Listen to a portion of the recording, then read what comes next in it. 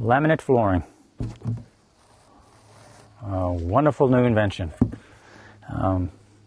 This is Robert Markey. I've been doing construction for a long time, and we're going to talk about how to calculate for laminate flooring. Now, there are a lot of kinds of laminate floorings. Some of them float, some of them get nailed down, some of them get glued down. What they all basically do is pop together. And there you have it. In terms of the surface, you can get any number of woods, from bamboo to oak to you name it. So you have a real beautiful choice, and it's much cheaper than getting the solid hardwood. And also, if you have radiant heat, you really want to use laminate flooring instead of hardwood.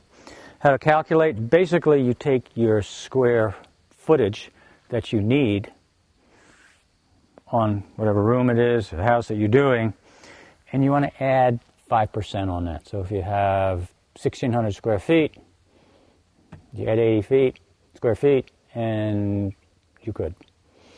If it's a very difficult thing, you probably want to add 10%. You got one square room, you're good with 5%. You're probably good with 2%.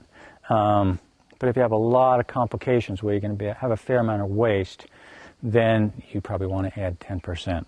So square foot that you need plus 5 or 10%, and you're done. This is Robert Markey. We've been talking about calculating for laminate flooring.